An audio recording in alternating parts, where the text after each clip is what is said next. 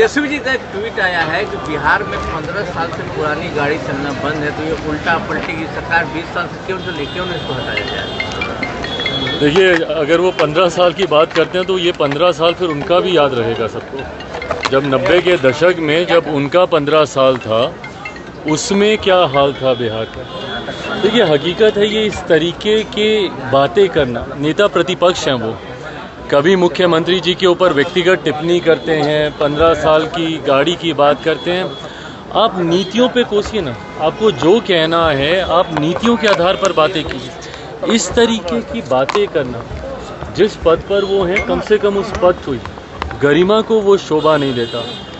मंत्रिमंडल का विस्तार हुआ है और कहा यह जा रहा है कि जो लोग मंत्रिमंडल में आए हैं वो लोग, उन लोगों का बैकग्राउंड देखना चाहिए क्या है। तेजस्वी यादव ने कहा है कि क्रिमिनल माइंडेड है, रिकॉर्ड देखा जाए। ऐसी बातें कम से कम इनको नहीं करनी चाहिए, क्योंकि एक उंगली अगर ये किसी और पे उठाएंगे तो बाकी की उंगलियां इन्हीं के ऊपर उठेंगी। समन अभी आया ना फिर से पूरे परिवार को। पर बहरहाल मैं इस बात को भी समझ सकता हूँ कि चुनावी वर्ष है और जिस तरीके से हमारा गठबंधन मजबूती के साथ जीत की ओर अग्रसर हो रहा है, जो फीडबैक आ रहे हैं उपचुनाव के, जिस तरीके से परिणाम आए, जिस तरीके से गठबंधन के तमाम नेता एक साथ पूरे प्रदेश का भ्रमण कर रहे हैं, हर दल के सारे प्रदेश अध्यक्ष, पांचों दल के प्रदेश अध्यक्ष एक साथ बिहार के हर एक जिले में जाकर संगठन की मजबूती देने का कार्य कर रहे हैं। इन तमाम बातों से परेशानी विपक्ष को ज़रूर है। उसमें परेशानी उनकी और ज़्यादा तब बढ़ जाती है जब उनके खुद के गठबंधन के भीतर कलह की स्थिति उत्पन्न हो रही है।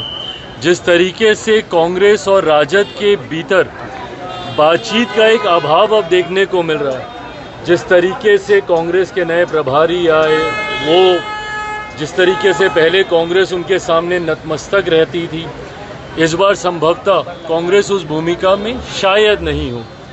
ऐसे में ये तमाम बातें कलेक्टिवली परेशान तो विपक्ष को कर ही रही हैं और इसीलिए ये सारी बातें करना, 15 साल पुरानी गाड़ी नहीं चलेगी, ये नहीं चलेगी, ये तमाम बातें जनता के हाथ में हैं। जनता ने उपचुनाव में भी अपना फैसला सुना दिया, लोकसभा के चुनाव में भी जनता ने अपना फैसला सुना दिया और अब जब कुछ महीने बाकी हैं विधानसभा के चुनाव में, उसके परिणाम भी पूर्णतः एनडीए के पक्ष में आएंगे। 225 से ज़्यादा सीटें जीतकर हम लोग सरकार बनेंगे।